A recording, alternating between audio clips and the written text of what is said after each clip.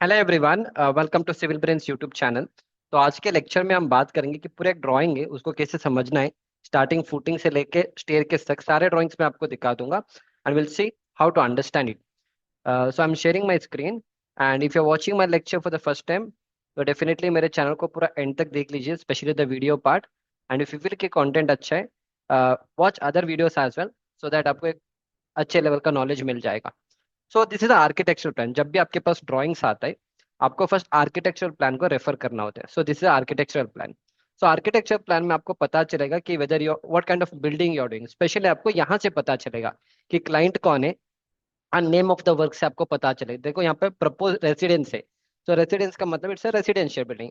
In the same way अगर apartment होता then they would have written apartment.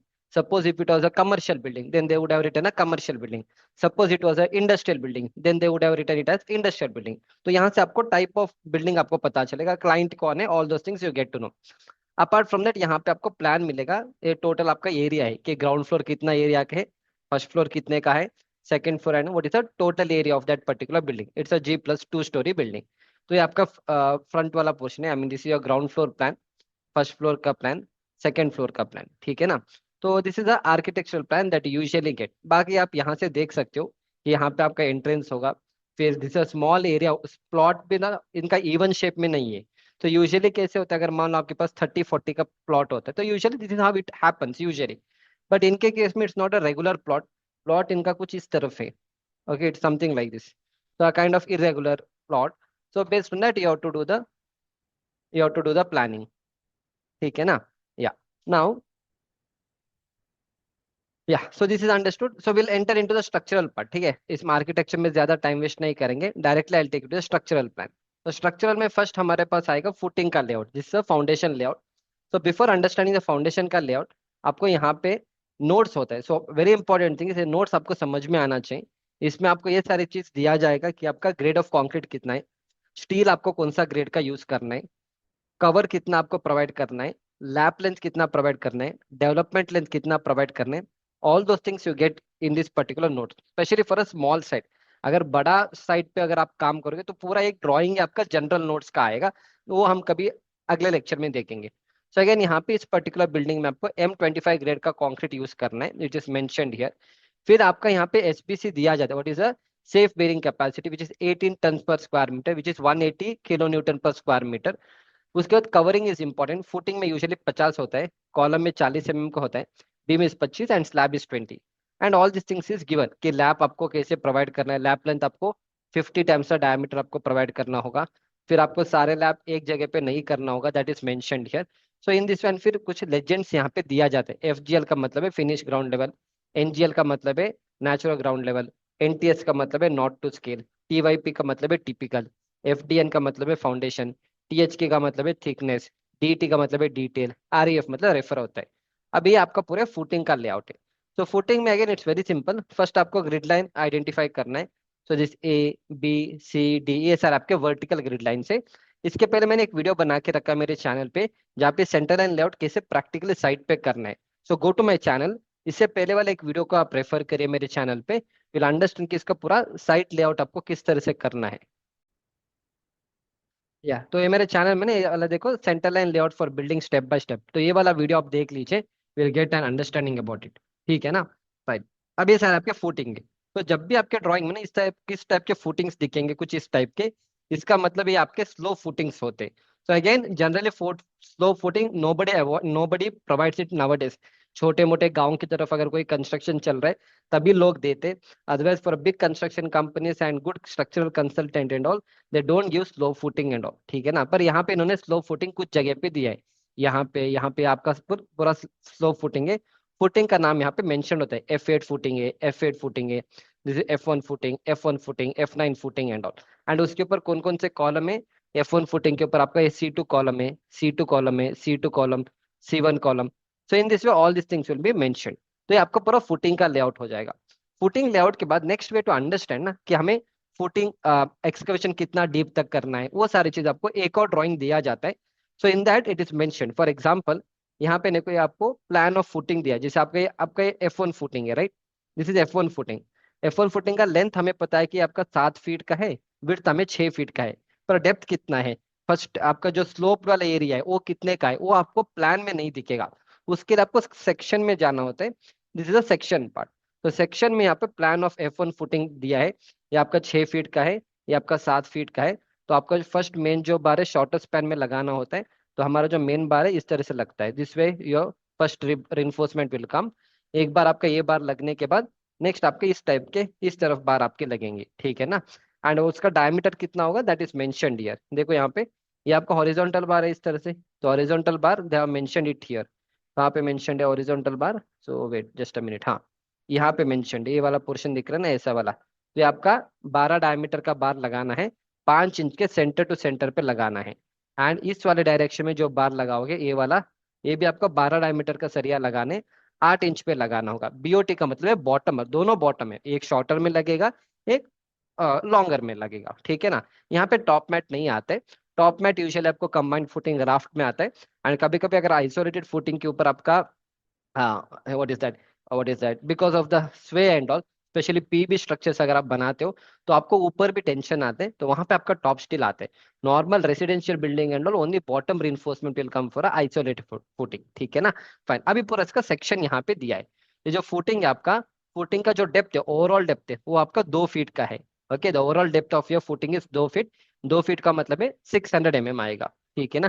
Fine, उसमें से 1 फीट आपको, ये आपका रेक्टेंगुलर पोर्शन होता है। अगर आपने कभी स्लो फुटिंग देखा होगा, स्लो फुटिंग में क्या होगा, ये आपका रेक्टेंगुलर पोर्शन होता है, सही है ना। उसके बाद ये आपका स्लोप स्लोप पोर्शन रेडी होता है। Only after that you will get a slope footing, ये आपका स्लोप वाला पोर्शन ऐसा होता है, right. You might have seen that, right. Fine, तो यहाँ पे ओवरऑल डेप्थ आपका 2 फीट रहेगा। ये जो आपका रेक्टेंगुलर पोर्शन वो सिर्फ आपका 1 फीट का रहेगा। जो बचा हुआ कितना है, 2 feet minus 1 feet is again 1 feet. तो ये आपका रिमेनिंग 1 फीट आपको इस तरह से स्लोप आपको चारों तरफ से आपको प्रोवाइड करना होगा। एंड ये वाला जो ऑफसेट रहेगा यहाँ पे आपको लगभग कितने आपका कॉलम आएगा। So this is how your column will go, ठीक है। एक्चुअली ऐसा आएगा column, but I will show it here. Reinforcement नीचे तक जाएगा। हाँ, ये वाला जो स्लोप फुटिंग है, तो वहां पे आपको 10 इंच इधर 10 इंच इधर एक्स्ट्रा एक्स्ट्रा स्पेस देना पड़ेगा, सो दैट वो आपको स्टार्टर फ्रेम वो सब लगाने के लिए आपको हेल्प करेगा, ठीक है ना। और यहाँ पे रीइंफोर्समेंट जो है already they have shown it here.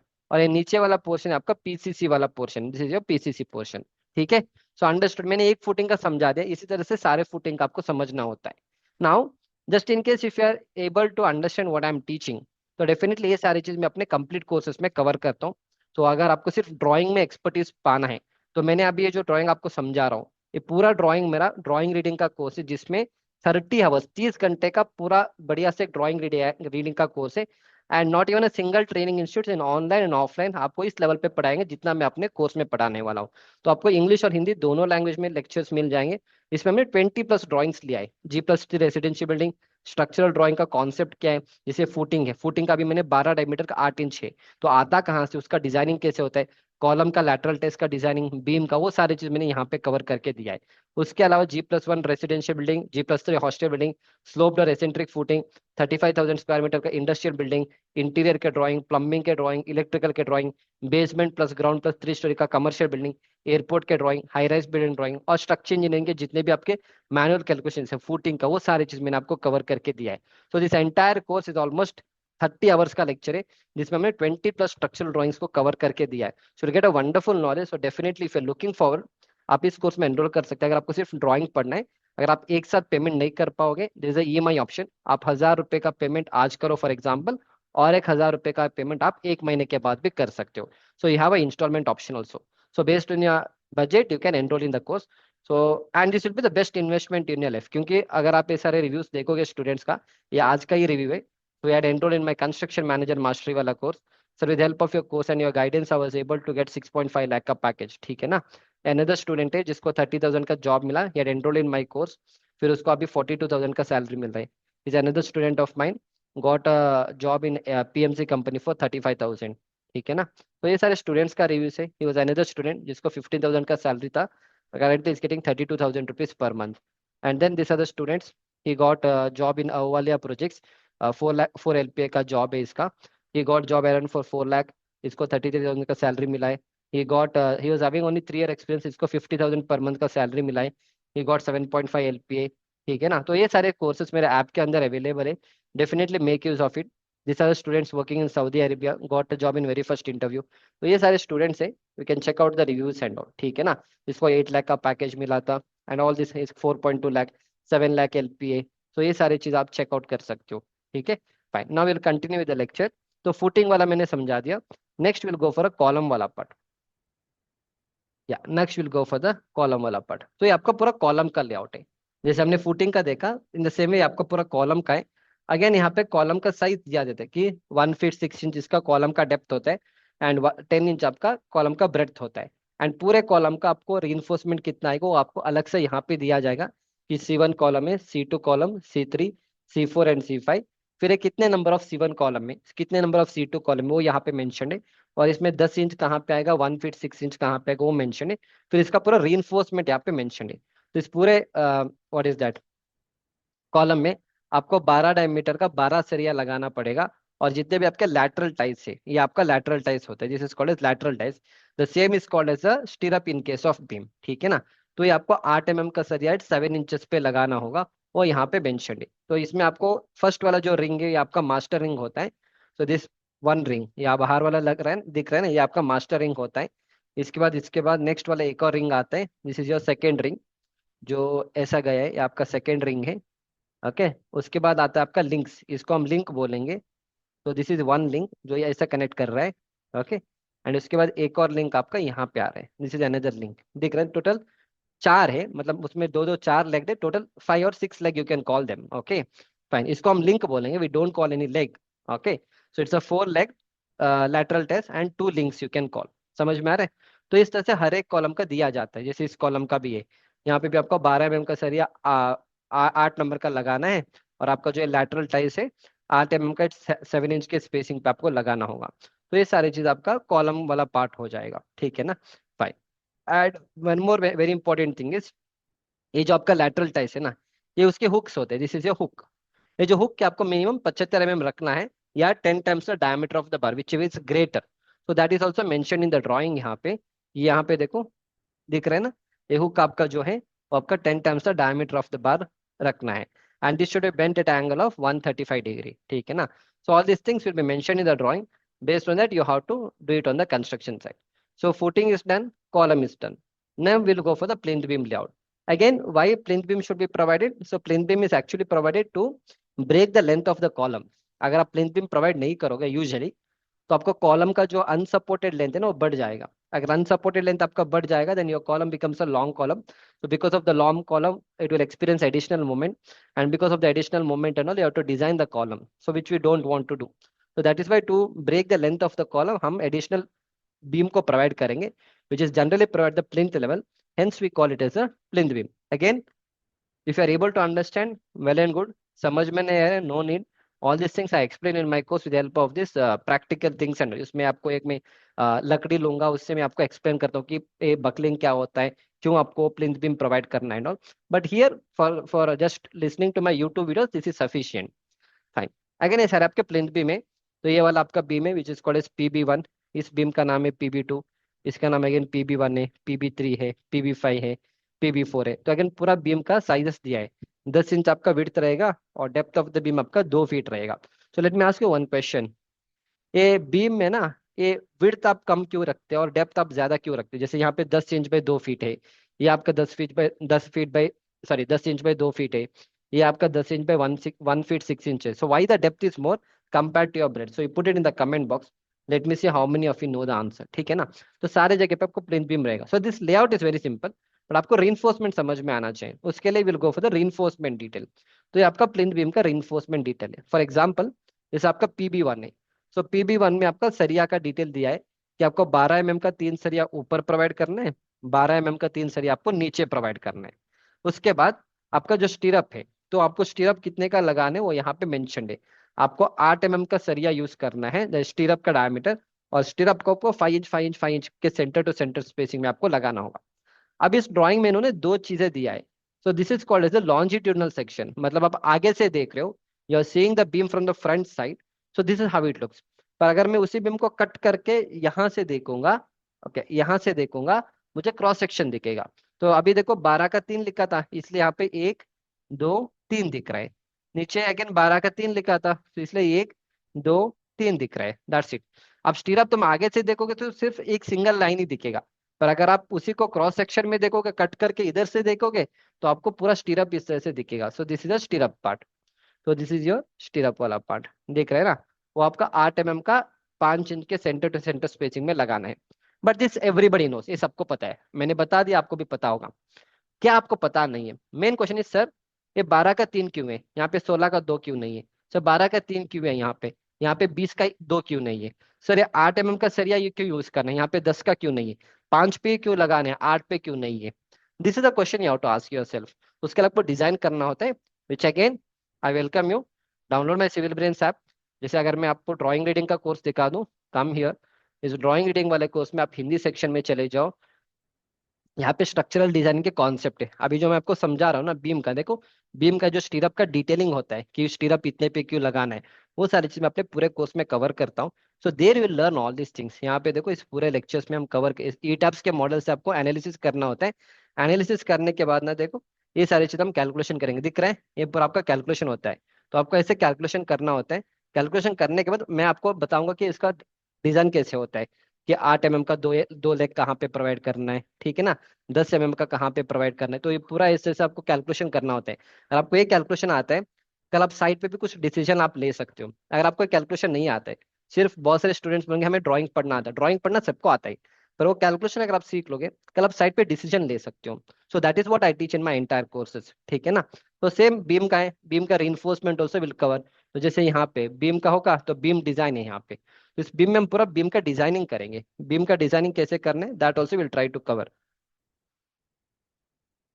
देखो ये पूरा बीम का डिजाइनिंग ऐसे होते हैं, top left bar, top right bar, ऊपर का 12 का 3 सरिया, ये सारी चीज ऐसे देखो, ये सारे कैलकुलेशन आपको करना होते हैं। इतने इतने एरिया ऑफ स्टील आते हैं, उस हिसाब से हमें देखो बीम का डिटेलिंग करना होता है। समझ में आ रहा है आपको?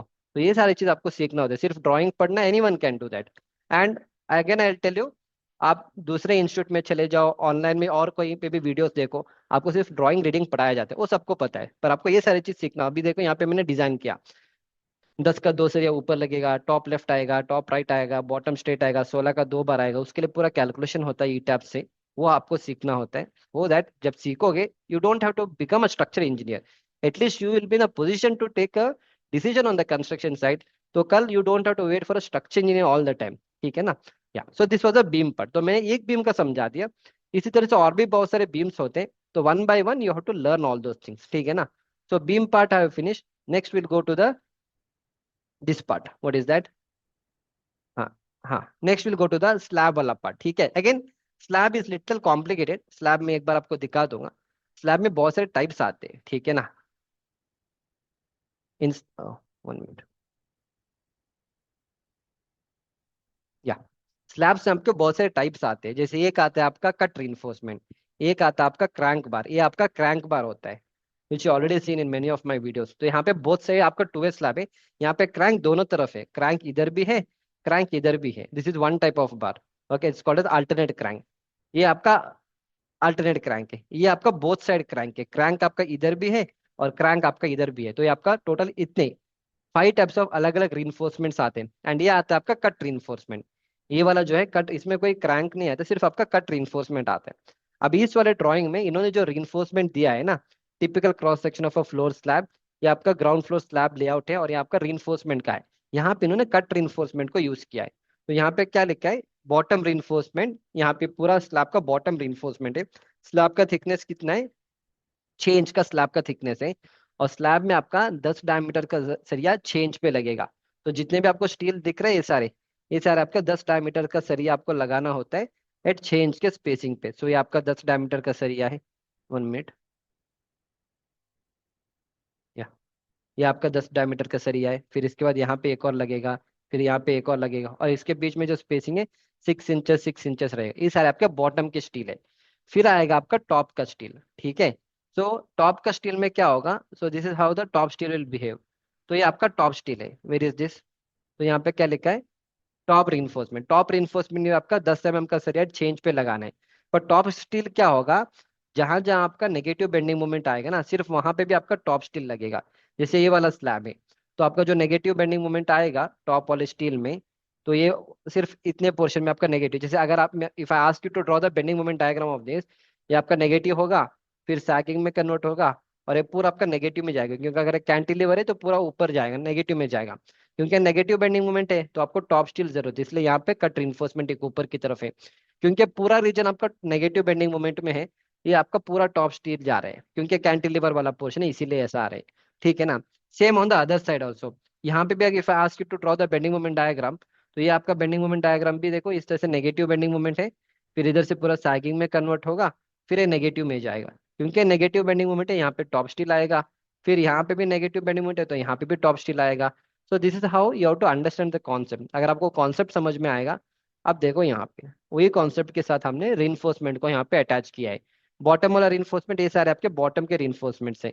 ये आपका बीम है, बीम और कॉलम, बीम और स्लैब के सपोर्ट के पास से आपका नेगेटिव बेंडिंग मोमेंट आता है। So usually your negative bending moment will be somewhere like this. Okay. Let's say if there is no slab here. Okay. For example, so you have a negative bending moment here. It will turn into sagging bending moment. Then it will convert into negative bending moment. तो negative है तो आपको top steel चाहिए। इसलिए यहाँ पे देखो cut reinforcement में टॉप स्टील आपका सिर्फ इतना ही पोर्शन तक आया है, ये वाला आपका सिर्फ इतना ही पोर्शन तक आया है, राइट। और बीच में क्या है आपका, सिर्फ सैगिंग बेंडिंग मोमेंट है, तो सैगिंग बेंडिंग मोमेंट है तो आपको बॉटम स्टील चाहिए। तो दैट इज वाई आप देखो सिर्फ बॉटम स्टील है यहाँ पे, सिर्फ बॉटम स्टील है, दिख रहे हैं ना। यही चीज आप क्रैंक बार में भी यही चीज करोगे, you do the same thing in the crank bar. Only the difference क्या होगा, instead of this cut reinforcement आप बार को ऐसे क्रैंक करके ऐसे लेके आते हो, आप बार को ऐसे क्रैंक करके ऐसे लेके आते हो, आप बार को ऐसे क्रैंक करके ऐसे लेके आते हो। You crank it and you tick it, that's the same concept, concept वही रहेगा, बस करने का तरीका अलग अलग है। अभी मैंने आपको एक ही समझाया है, इसी से बहुत सारे अलग अलग स्लैब का रिइंफोर्समेंट्स होते हैं, जो आप मैं अपने कंप्लीट कोर्स में इसको 3-4 घंटे चाहिए मुझे समझाने के लिए, आपको सिर्फ 15-20 मिनट में what other people teach, I don't teach that way. हमें सिर्फ आपको one way slab, two way slab समझाने के लिए आधे घंटे चाहिए, उसमें केस 1 केस 2 दो केस है, फिर उसका पूरा बेंडिंग मोमेंट कैसा आता है, उसमें शॉर्टर स्पैन लॉन्गर स्पैन कैसे बार लगता है, फिर प्रैक्टिकल इमेज से हम इसका कैलकुलेशन करेंगे, तब जाके आपको एक क्लैरिटी मिलेगा। फिर कोड बुक में क्या लिखा है, ये सारी चीज कोड बुक में लिखा है, ये टॉप स्टील क्यों प्रोवाइड करना है, ये सारी चीज आपके कोड बुक में लिखा है। Will try to understand all those things, once you understand those things only then आपके पास इससे से कोई भी ड्राइंग आने दो, you will be in a position to understand all this things. ठीक है ना, fine. So we did up to the slab part, now again will go to the final last area, staircase part. ये आपका staircase वाला part है which you already know. Staircase में आपका एक लैंडिंग होता है, this is your landing portion, इसको हम फ्लाइट बोलते हैं, फाइन। एंड जो आपको सीढ़ी में जो आप चढ़ते हो इस तरह से, this is called as riser, और जहाँ पे आप पैर रखते हो ये वाला portion, this is called as thread. तो थ्रेड यूजुअली 300 mm होता है, विच इज रफली 12 इंच, एंड राइजर आपका 6 इंच होता है, 150 mm। अगर आप उससे ज्यादा दोगे then it is difficult for you to take up the staircase, so that is why we restrict the riser to 150 mm usually. ठीक है ना, फाइन। ये आपका उसका पूरा क्रॉस सेक्शन पार्ट है, स्टेयरकेस का एलिवेशन पार्ट है। तो इस तरह से आपके फ्लाइट नंबर 1 है, आपका लैंडिंग है, फ्लाइट नंबर 2 है, again flight number 3 landing, flight number 4। तो इन पे पूरा स्टेयरकेस का ये दिया जाता है। Then this is reinforcement part for a staircase, तो इसका पूरा रीइंफोर्समेंट आएगा स्टेयरकेस का। एंड स्टेयरकेस में आपका ये वाला मेन रीइंफोर्समेंट होगा, all this will be a main reinforcement. And जो बार आपका ऐसा लगेगा in this direction, this will be a distribution steel, जो यहाँ पे मेंशन्ड है। ठीक है, ये आपका 12 डायमीटर का 4 इंच पे जो लगाना है, ये आपका मेन रिइंफोर्समेंट है। एंड जो डॉटेड में दिया है, ये वाला डॉटेड वाला है, जो आपका डॉटेड दिख रहा है आपका डिस्ट्रीब्यूशन स्टील है, जो मेन के ऊपर लगते हैं, वो आपको 8 mm का सरिया 6 इंच पे लगाना है। ठीक है ना। एंड फिर जहां जहाँ आपके नेगेटिव वाला पोर्शन आता है, वहां पे आपको एक्स्ट्रा स्टील प्रोवाइड करना होता है। तो यहाँ पे सब हमने एक्स्ट्रा स्टील को प्रोवाइड किया है। 8 mm का 6 इंच पे लगाना है, 8 mm का 6 इंच पे लगाना है, और कितने तक आपको लेके जाना है, 2 feet 9 inch, and 2 feet 9 inch आपको लेके जाना है। समझ में आ रहा है ना। सो that's it, so this was all about this particular lecture, जहाँ पे मैंने आपको स्टार्टिंग फुटिंग से लेके स्लैब तक आपको एक्सप्लेन किया। Of course this is not completely, बस मैंने आपको 1% एक्सप्लेन किया है। जब आप कंप्लीट कोर्सेज पे एनरोल करते हो, हम इतने सारे ड्राइंग्स लेंगे, देख रहे हैं पूरा ड्राइंग्स दिख रहा है, 20+ ड्राइंग्स है इसके ऊपर, और भी ये सारे ड्राइंग्स हमने लिया है। तो सारे ड्राइंग्स वन बाय वन, अभी मैंने आपको पाइल फाउंडेशन सब एक्सप्लेन नहीं किया। So in the complete course will try to see about the pile foundation also, जैसे यहाँ पे आप इफ यू कम हियर, ये वाला पोर्शन में स्ट्रक्चर इंजीनियरिंग कैलकुलेशंस में, यहाँ पे हम पाइल फाउंडेशन के ड्राइंग, जैसे राफ फाउंडेशन हो गए, eccentric footing, pile foundation, under ream pile, types of pile क्या है, way to provide bulb, pile group, pile cap, pile group, pile foundation drawing, ये सारी चीज हम समझेंगे। उसके बाद राफ फाउंडेशन समझेंगे, फिर एक पूरा एक इंडस्ट्रियल बिल्डिंग रहेगा, उस पूरे इंडस्ट्रियल बिल्डिंग में जैसे मैंने कहा डबल मेश भी आते हैं आइसोलेटेड फुटिंग में, डबल मेश कहाँ पे होगा, पूरा जनरल डिटेल्स है, 23 मिनट्स का पूरा जनरल डिटेल्स का एक्सप्लेनेशन करेंगे। तो in this way each and everything will try to understand, so that जब इसके बाद आप कोई भी कंस्ट्रक्शन साइट पे चले जाओगे, you will be the position to read the structural drawing from technical point of view. देखो एक होता है ड्राइंग पढ़ना, ये ड्राइंग पढ़ना होता है, कौन सा वाला, where you other YouTube channels and other training institute आपको ड्राइंग पढ़ना सिखाते हैं, उसका पीछे का कॉन्सेप्ट नहीं सिखाते। ये ड्राइंग पढ़ना होता है कि F8 फुटिंग है, 8 फीट का है, और ये आपका लेट से कोई 7 फीट का है, पर स्लोप फुटिंग क्यों आया, अगर यहाँ पे स्लोप फुटिंग है तो यहाँ पे इन्होंने ये इस तरह से फुटिंग क्यों दिया है, नॉर्मल फुटिंग पैड फुटिंग क्यों है, तो यहाँ पे स्लोप फुटिंग क्यों नहीं है। ये क्वेश्चन का अगर आपके पास आंसर है एंड इफ यू नो, तभी जाके you can speak with anyone technically. So what you can do is download my Civil Brains app, I have given all this courses, so based on your budget you can enroll in my course, नहीं तो you can start with my small course of 99 रुपी। देखो मैं कैसे पढ़ाता हूँ, देखो आपको कितनी चीजें समझ में आता है। If you feel I am the right person to teach you, definitely enroll in my complete courses so that you can upgrade your knowledge and you can check out all the reviews, जो मैंने आपको already reviews दिखाया हुआ है, you can check out all the reviews and all, जो सारे students का reviews है, ठीक है ना, ये सारे स्टूडेंट्स का ही रिव्यूज है जिन्होंने हमारे कोर्सेज में एनरोलमेंट किया था, we have got a good knowledge. And ये लास्ट मैंने एक आपको ये वाला, and there are few students working in Dubai and other other places and all ना, ये दुबई में काम कर रहे, सऊदी में काम कर रहे, so all this are the students, you can check out their reviews and all. So that's it, so I'll see you back in the next lecture.